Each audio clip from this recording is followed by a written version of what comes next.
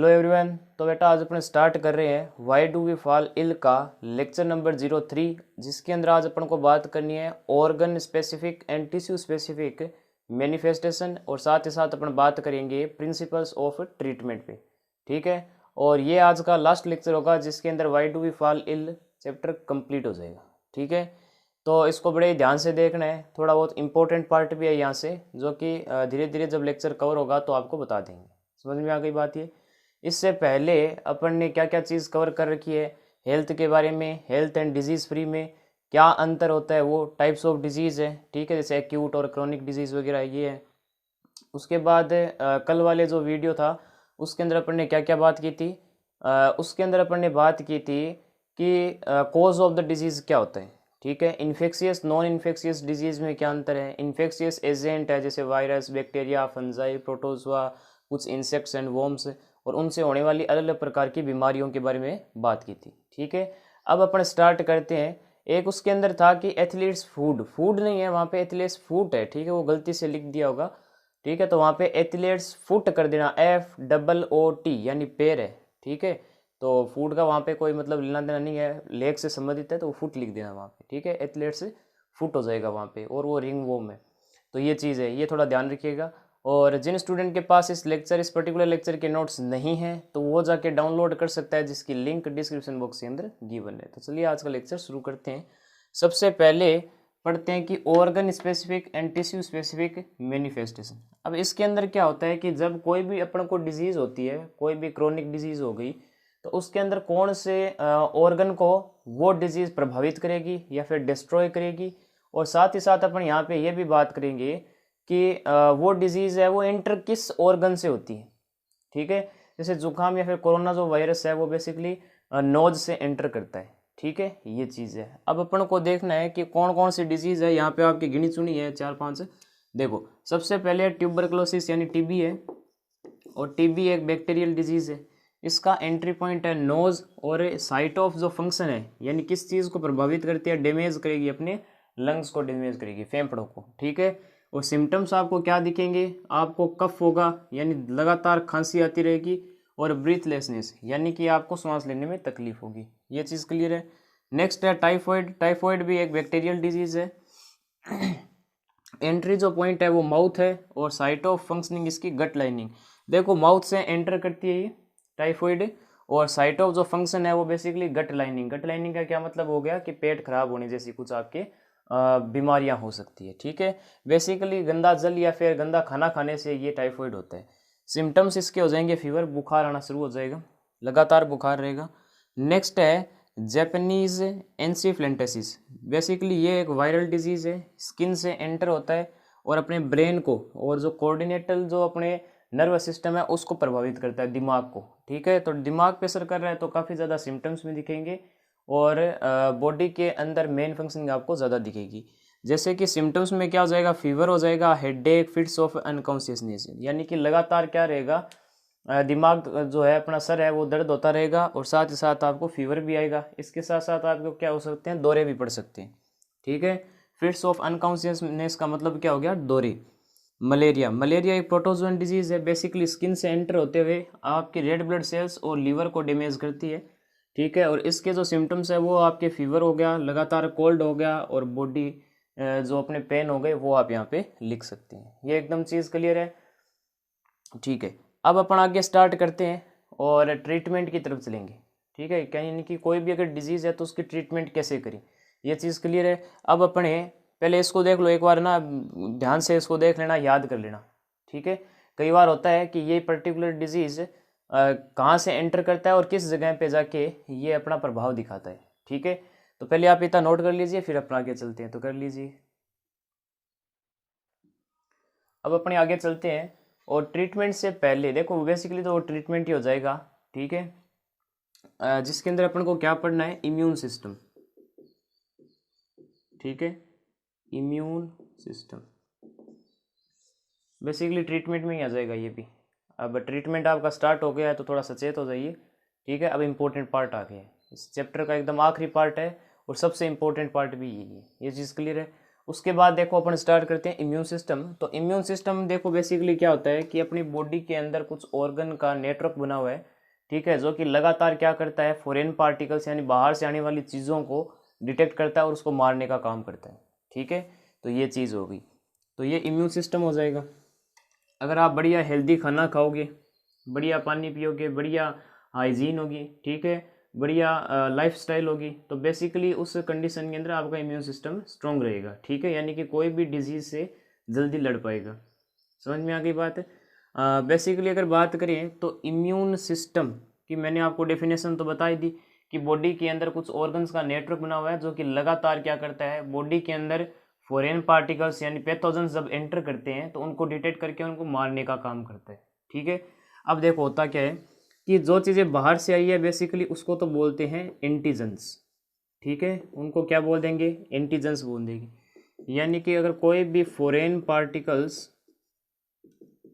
या फिर आप यहाँ पे लिख सकते हो pathogens enter our body, then they are called antigen, ठीक है। यानी कि कोई भी अगर पैथोजन या फिर कोई भी फॉरेन पार्टिकल्स अगर बॉडी के अंदर एंटर कर रहा है तो उसको क्या बोल देंगे, एंटीजेंस बोल देंगे, ठीक है। अब यहाँ पे बात आती है कि एंटीजन एंटीजन जब अपने शरीर के अंदर एंटर करता है तो बॉडी क्या करती है कि बॉडी के जो अपने ब्लड है, ठीक है, ब्लड फ्लूइड के अंदर बेसिकली क्या होता है कि लगातार लिम्फोसाइट, न्यूट्रोफिल्स वगैरह ये सारे दौड़ते रहते हैं, ठीक है। इनके दौड़ने के कारण ये क्या करते हैं, डिटेक्ट करते हैं खून को कि कोई भी चीज़ लगातार 24 घंटे, ठीक है, लगातार 24 घंटे ब्लड के अंदर फ्लो करते रहते हैं और देखते हैं कि कोई भी अगर फॉरेन पार्टिकल्स है तो उसकी सूचना बॉडी को दे दी जाए, ठीक है, ताकि बॉडी अपने हिसाब से उस डिजीज़ को मार सके। उनका काम बस इतना ही होता है। एज ए गार्ड सेल होते हैं, जैसे कि अपने गार्ड होते हैं ना भाई, घरों के बाहर देखते हैं कि कोई भी मतलब आता है जाता है तो उसका पूरा ध्यान रखा जाता है उनके द्वारा, ठीक है। अगर कोई हार्मफुल चीज़ है, ठीक है, या फिर कोई भी मान लो नुकसान पहुंचाने की कोशिश कर रहा है तो गार्ड क्या करता है, तुरंत घर में बता देता है, इन्फॉर्मेशन दे देता है, ठीक है। तो ये चीज़ है बेसिकली। ऐसे क्या होते हैं, न्यूट्रोफाइल्स हो गया, ठीक है, बेसोफिल्स वगैरह है, ये सारे क्या करते हैं, लगातार डिटेक्ट करते रहते हैं खून को कि कोई भी फॉरेन पार्टिकल है वो बॉडी के अंदर एंटर नहीं करना चाहिए, ठीक है। जैसे ही एंटर करता है तो एंटर करने के बाद क्या होता है कि बॉडी जो ये स्पेसिफिक जो ऑर्गन्स का नेटवर्क है उसको सूचना दे देती है, ठीक है, कि भाई ये फलाना जो डिजीज़ है वो वहाँ पे इफेक्ट कर रहा है बॉडी को, ठीक है। तो बॉडी क्या करती है, उनको भगाने के लिए या फिर उनको मारने के लिए एंटीबॉडीज़ तैयार करती है, ठीक है, एंटीबॉडीज़ तैयार करती है, ठीक है। एंटीबॉडीज़ क्या हो जाएगी कि उस पर्टिकुलर पैथोजन को मारने के लिए कुछ अपने पास क्या होंगे, प्रोटीन्स हैं, ये भी क्या है, प्रोटीन्स ही है, ये प्रोटीन्स सीक्रेट होंगे और ये प्रोटीन फिर जाके क्या करेंगे, एंटीबॉडी को मार देंगे, ठीक है। तो बेसिकली जैसे कि मान लो मेरे पास क्या है, यहाँ पे एक एंटीबॉडी को बेसिकली वाई शेप से डिनोट करते हैं। ये मान लो ऐसे क्या है, अपने एक एंटीबॉडी तैयार हुई है और ये मान लो यहाँ पे ऐसे मान लो कोई वायरस है ऐसे, ठीक है, ये वायरस है। अब यहाँ पे क्या होगा कि ये एंटीबॉडी है ना जो बनेगी वो अपने बॉडी को तो पहचानेगी और बॉडी के जो पार्ट्स हैं, ठीक है, उनको तो डिटेक्ट कर लेगी, क्योंकि अपनी बॉडी अपनी चीज़ों को तो क्या है कि मान लेती है, ठीक है, पहचानती है, ये चीज़ क्लियर है। अब उनको तो ये पहचान लेगी बॉडी की ये चीज़ अपनी है, इसको प्रभावित नहीं करना। बेसिकली हर एक चीज़ को एंटीजन नहीं मानना है। जैसे ऑक्सीजन है तो ऑक्सीजन अपने शरीर के अंदर एंटर करती है तो वो तो अपने फायदे के लिए ही है, ठीक है। तो बॉडी का जहाँ पे फायदा हो रहा है वहाँ पे बॉडी उसको कुछ नहीं कहती है, ठीक है। जैसे कि ऑक्सीजन अंदर गई, ठीक है, सभी सेल के अंदर जाएगी, वहाँ पे रेस्पिरेशन होगा, बेसिकली वहाँ एनर्जी बनेगी, तो वो तो अपने लिए काम के लिए चीज़ हो गई ना। खाना खा रहे हो तो खाना खाने के बाद एनर्जी मिल रही है आपको वहाँ से, ठीक है। तो हर एक चीज़ को एंटीजन नहीं मानना। एंटीजन वही होगा जो अपने इम्यून सिस्टम को क्या करेगा, एक्टिवेट करेगा, साथ ही साथ कोई बॉडी की पार्ट को या फिर किसी भी टिश्यू को क्या करेगा, डैमेज करेगा, तो उसको अपन क्या बोल देंगे, बेसिकली एंटीजेंस बोल देंगे, ठीक है।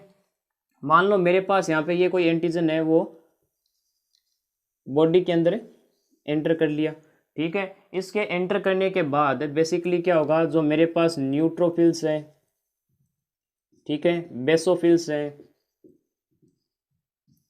लिम्फोसाइट्स हैं, ये सारे क्या होते हैं, ये गार्ड सेल होते हैं, ठीक है, बॉडी के गार्ड होते हैं जो क्या करते हैं, लगातार 24 घंटे पहरे देते हैं कि कहाँ पर जो एंटीजेंस आया है उसकी सूचना दे सकें, ठीक है। तो बेसिकली मान लो ये जब आया तो इसने जाके और बॉडी के इम्यून सिस्टम को बता दिया, उसको लिम्फेटिक बेसिकली क्या बोलते हैं, लिम्फेटिक सिस्टम बोलते हैं इस नेटवर्क को। लिम्फेटिक सिस्टम किस नेटवर्क को, जो एंटीबॉडीज तैयार करती है, ठीक है। बेसिकली ये क्या होती है, वाइट ब्लड सेल्स होती है और कुछ नहीं। नाम तो सुना होगा वाइट ब्लड सेल, WBC। तो बेसिकली फिर वो क्या करेगी कि इस एंटीजन को पहचानेगी पहले तो, कि कैसे है ये, कैसे इसको डीएक्टिवेट करना है वगैरह वगैरह, किसको मारना है। तो ये एंटीबॉडी तैयार करेगी और ये एंटीबॉडी जाएगी, देखो ये अपने हिसाब से जैसा एंटीजन है ना, वैसे यहाँ पे देखो क्या बन गया, एक बीच में ऐसे गैप बन गया है। फिर ये गैप जाके एंटीजन के यहाँ पे अटैक कर देगा इस जगह पे, और लगातार इसको फिर क्या करेगा, मारता रहेगा, ठीक है। तो बेसिकली यही अपना इम्यून सिस्टम होता है। समझ में आ गया, ये अपना इम्यून सिस्टम है। तो बेसिकली यहाँ पे एंटीजन और एंटीबॉडी का मेरे ख्याल से आपको लगभग टॉपिक क्लियर हो गया होगा। एंटीजन जो बाहर से आते हैं, एंटीबॉडी जो उनको मारने के लिए बनते हैं, ठीक है, ये चीज़ है। तो बेसिकली यही है रोग प्रतिरोधक क्षमता, ठीक है, यानी उस रोग से लड़ने की कितनी क्षमता है बॉडी के अंदर, वो इम्यून सिस्टम होता है। ये चीज़ क्लियर है अब, ठीक है। देखो अब अगर मैं बात करूं तो यहाँ पे बात आती है वैक्सीन या वैक्सीनेशन। इम्यून सिस्टम तो क्या हो गया कि बॉडी है वो क्या कर रही है, लगातार डिजीज से लड़ रही है, ठीक है, बॉडी खुद लड़ रही है, उसके लिए एंटीबॉडीज खुद तैयार कर रही है। अब आती है बात वैक्सीनेशन की। अब वैक्सीनेशन क्या होता है, सुना होगा कि कोरोना की वैक्सीन, ठीक है, या शुरुआत में मान लो जब छोटे बच्चे होते हैं तो उनको रेनबो नाम सुना है क्या आपने, जो जिसके अंदर इंद्रधनुष के 7 रंग होते हैं ना, तो 7 प्रकार के अलग अलग टीके लगते हैं, इंद्रधनुष हो गया वो, ठीक है, प्लस पोलियो अभियान हो गया, ठीक है। तो ये सारे वैक्सीनेशन के क्या है, इंडिया के अंदर चल रहे बड़े बड़े प्रोजेक्ट है वैक्सीन। अब बात करते हैं कि बेसिकली वैक्सीन के अंदर होता क्या है, कोई दवाई होती है क्या, ये बॉडी पार्ट्स को जो अफेक्ट करने वाले एंटीजन से उनको मारती है, नहीं। यहाँ पे क्या होता है, एक वीक स्टेरिलाइज्ड, ठीक है, या फिर ये डेड मरा हुआ अपने पास मरा हुआ एंटीजन होता है, या फिर मान लो जो भी है आपके पैथोजन है, वायरस है, बैक्टीरिया है, ठीक है, प्रोटोजोआ है। तो बेसिकली ये चीज़ है। तो वैक्सीन के अंदर क्या होता है, मैंने कई बार बताया भी था शायद, कि इसके अंदर एंटीजन है या फिर पैथोजन्स जो हैं जो बॉडी को हार्म पहुंचा रहे हैं। जैसे कोरोना वायरस का वायरस कौन सा हो गया, सार्स वायरस है, ठीक है। इसी प्रकार से ट्यूबरक्लोसिस का कोई वायरस हो जाएगा, ठीक है। तो ये सारे क्या होते हैं कि उसके अंदर उन बैक्टीरिया, उन वायरस, उन प्रोटोजा, उन एंटीजन को एकदम वीक कर दिया जाता है, साथ ही साथ उनको स्टेरिलाइज करते हैं, गर्म करते हैं, और फिर अंत में वो क्या हो जाते हैं, मर जाते हैं, ठीक है। अब मरे हुए उस पैथोजन्स को क्या करते हैं कि इंजेक्शन द्वारा बॉडी में इंजेक्ट करते हैं, ठीक है, बॉडी के अंदर उसको ट्रांसमिट करवा दिया जाता है, ठीक है। ताकि देखो सबसे पहली बात तो ये कि ये एकदम डेड हैं, मरे हुए हैं, ठीक है। तो मरे होने के कारण बेसिकली यहाँ पे क्या होगा, मरे होने के कारण यहाँ पे बेसिकली क्या होगा, जब शरीर के अंदर इसको ठोक दिया जाएगा तो एक तो ये इम्यून सिस्टम को प्रभावित नहीं करेंगे, यानी कि बॉडी पार्ट्स को ये क्या करेंगे, डिस्ट्रॉय नहीं करेंगे, ठीक है। सिंपली मरे हुए हैं तो इनका कोई एक्टिवेशन नहीं होगा बॉडी के अंदर जाने के बाद, बस बॉडी उनसे इंट्रोड्यूस हो जाएगी, है तो वो भी फॉरेन पार्टिकल। तो जैसे ही क्या होगी, बॉडी उसको डिटेक्ट करेगी, तो बॉडी फिर डिटेक्ट करने के बाद क्या करेगी, उनको मारने की कोशिश करेगी। तो उनके प्रेजेंट में क्या करेगी, वो कुछ एंटीबॉडीज़ बनाएगी, और उन एंटीबॉडीज़ जाके और फिर इनको क्या कर देगी, ख़त्म कर देगी। हालांकि डेड थे पर उनकी बॉडीज़ थी, ठीक है, डेड बॉडीज़ होती है ना जैसे, तो वैसे क्या होगा कि वायरस बैक्टीरिया की डेड बॉडीज़ थी, वो उन डेड बॉडीज़ को फिर जाके वो ख़त्म कर देगी। तो अपने शरीर के अंदर पहले से क्या बन गया, अब एंटीबॉडी बन गया, ठीक है। ये एंटीबॉडी अपने शरीर के अंदर बन गया, शरीर के अंदर अब ये बन गया, तो इसमें से कुछ क्या होती है, मेमोरीज एंटीबॉडी भी होती है, ठीक है। मेमोरी एंटीबॉडी का मतलब क्या हो गया, मेमोरी एंटीबॉडी का मतलब ये हो गया कि ये जब बन जाएंगे तो कुछ अपने पूरे लाइफ भर साथ में रहेंगी एंटीबॉडीज़, ताकि अगर आगे भी वो डिजीज़ अपने एंटर करती है तो फिर वहाँ पे क्या हो जाए कि उसको हाथों हाथ मार दिया जाए, ठीक है। तो बेसिकली वैक्सीन के अंदर यही होता है, एक मरा हुआ कोई भी पैथोजन उठा लेते हैं, जैसे मान लो कोरोना वायरस है, तो ठीक है, तो मरा हुआ कोरोना वायरस लेंगे और इंजेक्शन के अंदर डाल के और बॉडी के अंदर इंजेक्ट कर देंगे, फिर बॉडी का इम्यून सिस्टम एक्टिवेट हो जाएगा। ठीक है, उसको मारने के लिए एंटीबॉडीज बनाएगी बॉडी। ठीक है, और एंटीबॉडीज बनने के बाद कुछ तो क्या होगी, उसको मारने के बाद मेमोरी के अंदर कन्वर्ट हो जाएगी, यानी आगे भी अगर वो चीज़ अगर वापस एंटर करती है तो हाथों हाथ ये वापस एक्टिवेट हो जाएगी मेमोरी वाली और उसको हाथों हाथ मार देगी। ठीक है, तो बेसिकली यही है इम्यून सिस्टम पूरा। ठीक है, यही इम्यून सिस्टम है। समझ में आ रही ना बात, एकदम क्लियर हो गई ये चीज़। ठीक है, तो पहले आप इतना नोट कर लीजिए, उसके बाद अपन आगे चलते हैं, तो कर लीजिए। तो नेक्स्ट जो अपना टॉपिक है वो एक बार देख लेते हैं कि वैक्सीनेशन और इम्यूनाइजेशन में डिफरेंस क्या है। ठीक है, तो वैक्सीन के अंदर तो बेसिकली मैंने बता ही दिया कि कोई भी एक वीक या फिर डीएक्टिवेटेड जो अपने पास पैथोजन है या फिर जो माइक्रोब्स है, ठीक है, वो पर्सन से क्या करवाते हैं, इंट्रोड्यूस करवाते हैं ताकि उसकी बॉडी उसके प्रति क्या कर दे, एंटीबॉडी बना दे। ठीक है, और इम्यूनाइजेशन के अंदर क्या होता है, ये एक प्रोसेस है। ठीक है, जिसमें क्या होता है और कब ये स्टार्ट होती है ये प्रोसेस है, जब हकीकत में वो जीवित माइक्रोब्स या फिर वो डिजीज से होने वाला जो वायरस बैक्टीरिया जब वो बॉडी के अंदर एंटर करता है, तब बॉडी उसके प्रति क्या करती है, एंटीबॉडीज तैयार करती है, और काफ़ी ज़्यादा समय लग जाता है। ये तो पहले से क्या है कि एंटर करवा दिया, ठीक है, जो कि बॉडी को तो हार्मफुल करेगा नहीं, बॉडी उसके प्रति एंटीबॉडीज तैयार रखेगी। ठीक है, जिसमें कि ये क्या होगा, हकीकत में जब वो चीज़ आपके वो डिजीज़ होगी तब बॉडी एक्टिवेट होगी उसके प्रति। ठीक है, तब उस रोग के प्रति वो लड़ेगी। ठीक है, इसके अंदर ज़्यादा आपके नुकसान होगा और यहाँ पे कम। ठीक है, बेसिकली ये क्या है कि इंजेक्ट की जाती है, बॉडी के अंदर दी जाती है, ओरली दी जाती है या फिर आपके टीका लगा के वैसे होती है। ठीक है, तो वैक्सीन आपके दो प्रकार से दी जा सकती है, या तो ओरली होगी, ठीक है, या फिर इंजेक्शन से होगी। ठीक है, यानी सुई देके। तो बेसिकली दो प्रकार की हो रही, ओरली मतलब जैसे पोलियो होता है। ठीक है, तो पोलियो की वैक्सीन बेसिकली क्या होती है, आपको पिलाई जाती है, वो ओरली हो गई। ठीक है, और कुछ इंजेक्शन वाली होती है जैसे हेपेटाइटिस वगैरह की या टेटनस की। इम्यूनाइजेशन के अंदर बेसिकली क्या होता है, ये इसमें क्या है कि कोई भी आपके बेसिकली आपके कोई भी क्या है यहाँ पे ओरली या फिर एडमिनिस्ट्रेटिव अगर बात करें तो कोई भी इंजेक्शन नहीं लगवाया जाता। ठीक है, बॉडी कितना खुद लड़ सकती है, बेसिकली वो आपके इम्यूनाइजेशन होता है। समझ में आ गई बात है। अब अगर बात करें तो कुछ वैक्सीनेशन प्रोग्राम इंडिया के अंदर है, जैसे पल्स पोलियो प्रोग्राम है, 28 जनवरी को बनाया जाता है ये। ठीक है, मिशन इंद्रधनुष जिसके अंदर बेसिकली छोटे बच्चों को क्या देते हैं, 7 प्रकार के टीके लगाए जाते हैं, डायप्थेरिया के, पोलियो के, ट्यूबरक्लोसिस के, ठीक है, और प्राटोसिस के, और टेटनस के, हेपेटाइटिस के, ठीक है, और बेसिकली मेसलस की। ये बेसिकली 7 प्रकार की अलग अलग प्रकार की डिजीज थी जिसके प्रति वैक्सीन लगाई जाती है बच्चों को। ठीक है, तो आपसे कोई भी अगर दो प्रोग्राम पूछता है इंडिया के अंदर वैक्सीनेशन के, तो एक तो आप इंद्रधनुष लिख देना और दूसरा पोलियो लिख देना। ठीक है, पल्स पोलियो अभियान एंड इंद्रधनुष अभियान या फिर मिशन, ठीक है, इंग्लिश में बोले तो ये बेसिकली आपके समझ में आ गया। ठीक है, तो पहले ये नोट कर लीजिए, उसके बाद अपन आगे चलते हैं, तो कर लीजिए। नेक्स्ट अब कुछ एक छोटे मोटे आपके टॉपिक बचे हुए हैं उसके बारे में बात कर लेते हैं। ठीक है, जो कि आपके इतने इंपॉर्टेंट नहीं है पर बुक में दे रखे हैं। तो बेसिकली इन्फ्लेमेशन बेसिकली क्या होता है कि जब भी कोई टिश्यू डैमेज होने लगता है या फिर कोई इंजरी होती है तो उस वक्त में बेसिकली क्या होता है कि बॉडी उसके प्रति क्या करती है, अपना मैकेनिज्म है जो इम्यून सिस्टम का वो स्टार्ट कर देती है। ठीक है, इसके अंदर बेसिकली कुछ लोकल इफेक्ट दिखेंगे जैसे स्वेलिंग है, ठीक है, पेन हो गया, फीवर हो गया। ठीक है, तो बेसिकली ये हो गया। तो इन्फ्लेमेशन बेसिकली क्या हो गया कि जब कोई टिश्यू या ऑर्गन डैमेज होता है, ठीक है, पहली बात तो ये कि कोई भी अगर ऑर्गन या टिश्यू अगर डैमेज होता है तो बॉडी है वो अपना इम्यून सिस्टम क्या करती है, स्टार्ट करती है ताकि उसको रोक सके।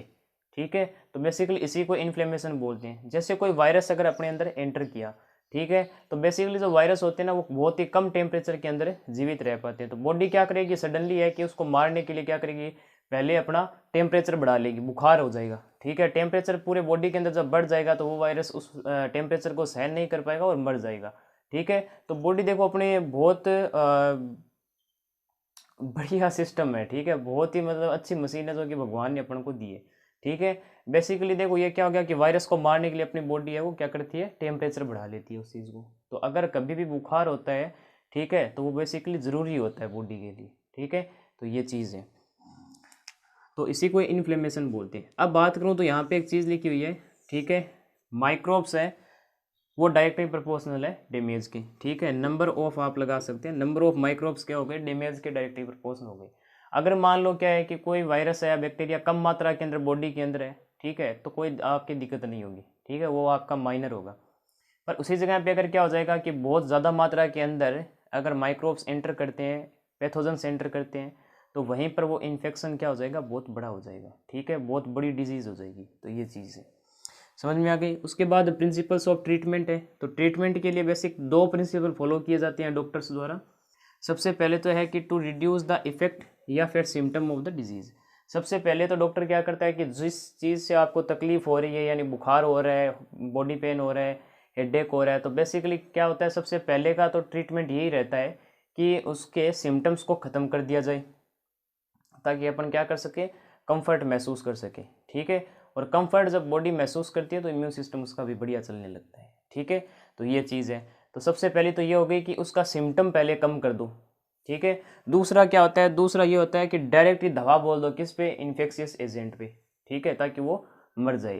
तो ये 2 आपके बेसिकली क्या होते हैं ट्रीटमेंट के जो प्रिंसिपल है वो होते हैं, जो कि डॉक्टर फॉलो करते हैं, ठीक है। बेसिकली यही हो गया कि सबसे पहले तो आपको जिस चीज़ से तकलीफ हो रही है, जो सिम्टम्स हैं, बेसिकली पहले तो उनको रिड्यूस कर दो, बाद में है वो क्या हो जाएगा कि उन इन्फेक्शियस एजेंट को या तो मार दो, ठीक है, डायरेक्ट है वो वहीं पर ही दवा बोल दो जहाँ से डिजीज़ है वो कोज हो रही है, ठीक है। तो ये 2 बेसिकली आपके क्या हो जाएंगे, ट्रीटमेंट के कारण हो जाएंगे। नेक्स्ट है कि क्यों इतना मुश्किल है कि एंटीवायरल मेडिसिन है उसको बनाने में क्या होता है कि ज़्यादा कठिनाई होती है, जबकि एंटीबैक्टीरियल जल्दी बन जाती है मेडिसिन, ठीक है। यानी कि जो एंटीवायरल वायरस की वजह से होने वाली जो दवाइयाँ हैं, ठीक है, या फिर वैक्सीन है, उसको बनाने में ज़्यादा टाइम क्यों लगता है, या फिर क्या क्या मुश्किल हो सकती है आपके, ये है। और एंटीबैक्टीरियल जो मेडिसिन होती है वो जल्दी क्यों बन जाती है। देखो, अगर अपने पास कोई भी सेल है, बॉडी सेल से बनी हुई है, इसके बारे में भी बात करेंगे, ठीक है। तो बैक्टीरिया होता है ना, वो बेसिकली क्या होता है कि बॉडी के जो सेल्स है उसके पास आता है और फिर उसको डिस्ट्रॉय करता है, ठीक है। तो ये तो अपने सेल के बाहर है, या फिर मान लो कई बार सेल के ऊपर भी बैठ जाता है, ठीक है। तो वो तो बेसिकली आपके सेल के ऊपर है, ठीक है। तो इतना आपको हार्मफुल नहीं पहुंचाएगा, तो इस बैक्टीरिया को यहाँ से मारना क्या हो जाएगा, थोड़ा सरल हो जाएगा। तो इस वजह से बेसिक क्या होता है कि एंटी बैक्टीरियल जो मेडिसिन है वो आराम से बन जाती है, क्योंकि ये मेडिसिन जब इसके अंदर डाली जाएगी तो सेल के बाहर है कोई भी पैथोजन, तो उसको मारना क्या होगा, अपने पास सही होगा, ठीक है, एकदम आराम से वो मर जाएगा। इसी जगह पे अगर वायरस की बात करें तो वायरस तो अपने क्या है, एक नॉन लिविंग थिंग है, ठीक है, जो कि बॉडी के अंदर जाने के बाद खुद को मल्टीप्लाई करना स्टार्ट करती है। तो बेसिकली ये सेल पे या फिर जो होस्ट सेल है अपनी, उसमें क्या होगा कि वायरस बेसिकली आएगा यहाँ पे, ठीक है। और वायरस आने के बाद बेसिकली ये क्या करता है कि अपना डीएनए है वो सेल के अंदर ट्रांसमिट करता है, और फिर क्या करता है कि उस सेल को हाईजैक कर लेता है, ठीक है। उस सेल को हाईजैक करेगा और बोलेगा कि अब मैं जो बोलता हूँ ना वो तू करेगा, मेरे लिए काम करेगा, ठीक है। और फिर सेल क्या हो जाती है, अंडर कंट्रोल आ जाती है वायरस के, और फिर वायरस क्या होता है कि अपने आप को मल्टीप्लाई करना शुरू कर देता है और सेल के अंदर घुस जाता है, ठीक है। और लास्ट में सेल को भी मार देता है। अपना काम तो किया सो किया, साथ में क्या है, सारों को ले डूबो साथ में जहाँ पर रह रहे थे, ठीक है। तो ये चीज़ है। तो बेसिकली वायरस क्या करेगा, सेल को हाईजैक करके उस सेल के अंदर पहुंच जाएगा, जबकि बैक्टीरिया तो क्या होता है, बाहर ही होता है। तो बेसिकली इसको मारना ठीक है। अब वायरस को मारेंगे तो साथ में क्या होगा, बॉडी के सेल्स का भी नुकसान हो जाएगा। तो इस वजह से क्या होता है कि एंटी जो वायरल जो मेडिसिन हैं वो तो क्या होती है कि बहुत कठिनाई से बनती है, जबकि एंटी बैक्टीरियल जल्दी बन जाती है, ठीक है। तो बेसिक यही कारण है। तो ये समझ में आ गया ना भाई, वायरस बेसिकली क्या करता है, हाईजैक करता है। और अगर आप मेडिसिन बनाते हैं तो इसमें एक हार्मफुल ये भी हो सकता है कि जो होस्ट सेल है वो भी तबाह हो सकती है, मर सकती है, ठीक है, साथ ही साथ। तो ये बेसिक आपके डिफरेंस है जो कि प्रिंसिपल ऑफ ट्रीटमेंट पे आधारित है, ठीक है। तो ये पहले आप नोट कर लीजिए। उसके बाद एक छोटा सा टॉपिक और बचता है जो कि है प्रिंसिपल्स ऑफ प्रिवेंशन, ठीक है। तो बेसिकली आप पहले ये नोट कर लीजिए, फिर अपन आगे चलते हैं। तो कर लीजिए। तो लास्ट टॉपिक है अपने जो कि है प्रिंसिपल्स ऑफ प्रिवेंशन। प्रिवेंशन का मतलब क्या हो गया कि उस चीज़ से बचाव। देखो, prevention is better than cure, ठीक है। अब यहाँ पे अगर बात करें तो प्रिंसिपल है जो प्रिवेंशन का, बचाव का, वो 2 प्रकार से हो सकता है। एक तो जनरल वेज में है, एक स्पेसिफिक वेज में, ठीक है। भाई वेट ही क्यों करे कि वो अपनी डिजीज शरीर के अंदर आए, फिर क्या है कि अपन बीमार पड़े, ठीक है, मौका ही मत दो। तो इस वजह से आपको क्या करना पड़ेगा, कुछ सावधानियां रखनी पड़ेगी। सबसे पहली कौन सी है, मेंटेनिंग ए हेल्दी लाइफस्टाइल, ठीक है। एकदम हेल्दी रहो, डेली नहाओ, स्नान करो, शुद्ध रहो, शरीर को भी शुद्ध रखो, ये चीज़ है। ठीक है। रूटीन मेडिकल चेकअप्स कराते रहो, मेडिकल चेकअप्स कराते रहो, ताकि आपको पता चल सके कि बॉडी के अंदर क्या हलचल हो रही है। ठीक है। और कोई भी अगर डिजीज़ उत्पन्न होती है तो हाथों हाथ उसका ट्रीटमेंट स्टार्ट हो सके। पर्सनल हाइजीन होनी चाहिए। ठीक है। यानी कि खुद को सफाई रखना चाहिए खुद की। ठीक है। क्लीन टॉयलेट्स का यूज़ करना चाहिए, चारों तरफ क्लीननेस होनी चाहिए, तो बेसिकली वो चीज़ है। और प्रॉपर न्यूट्रिशन यानी अच्छा खाना खाओ, तो ये चीज़ हो गई। तो ये तो सारे जनरल वेज है जिसके अंदर आपकी बॉडी है वो बीमार नहीं पड़ेगी। एक स्पेसिफिक वेज में अंदर एक ही चीज़ है जो कि है वैक्सीनेशन। ठीक है। उस डिजीज़ का वैक्सीनेशन करवा दो, ताकि बॉडी है उसके प्रति एंटीबॉडीज़ तैयार कर ले, और आगे अगर भविष्य में वो आपके बीमारी होती है तो बॉडी को लड़ने में उतनी दिक्कत नहीं होगी। ठीक है। तो ये बेसिकली हो गया अपने प्रिवेंशन। तो आज का लेक्चर अपन यहीं ख़त्म करते हैं, और ये पूरा चैप्टर कंप्लीट हो गया। ठीक है। तो बेसिक अब देखो 2 चैप्टर और बचे हैं अपने। एक तो है नेचुरल रिसोर्सेज, एक अपने हैं बेसिकली जो सेल वाला है। ठीक है। तो बेसिक स्ट्रक्चर और फंक्शनल यूनिट जो सेल है बेसिकली उसको अपन स्टार्ट करेंगे नेचुरल रिसोर्सेज के बाद। ठीक है। ये 3 वीडियोज़ ही वहाँ पे आएंगी। तो बेसिक अपने एक चैप्टर ख़त्म हो गया, why do we fall ill, और उसके बाद नेचुरल रिसोर्सेज स्टार्ट करेंगे, और बाद में अपन लास्ट में क्या करेंगे, सेल वाला चैप्टर कंप्लीट करेंगे। उसके बाद अपना यहाँ पे सिलेबस 9th का ख़त्म होगा। ठीक है। तो उम्मीद करते हैं आपको ये पूरा चैप्टर एकदम क्लियर हो गया होगा। ठीक है। नोट्स आप एक बार इसको नोट्स है वो आप लिख ले हुए, क्योंकि डिस्क्रिप्शन बॉक्स के अंदर नोट्स दिए हुए हैं सारों के। और फिर बेसिक क्या होगा कि एक साथ में क्या कर देंगे कि क्वेश्चंस दे देंगे। ठीक है। क्वेश्चंस जो रहेंगे वो बेसिक है कि उसके आंसर तो नोट्स में रहेंगे, तो मैं आपको कुछ क्वेश्चंस हैं वो डिस्क्रिप्शन बॉक्स के अंदर प्रोवाइड करवा दूंगा, वहाँ से आप उन क्वेश्चंस को भी साथ में लिख लीजिएगा और उनके आंसर भी लिख लीजिएगा। ठीक है। तो ये चीज़ है। देखो आपके पास 2 रास्ते हैं, या तो पूरे नोट्स लिख लो, दूसरा नोट्स में से देख के जो आज क्वेश्चंस मिलेंगे वो आप आंसर याद कर लो। ठीक है। तो ये 2 ही है आपके पास तरीके, तो आपको जैसा अच्छा लगे वैसा कीजिए। तो नेक्स्ट चैप्टर अपन जल्दी स्टार्ट करेंगे, तब तक के लिए पढ़ाई करते रहे। जय राजस्थान।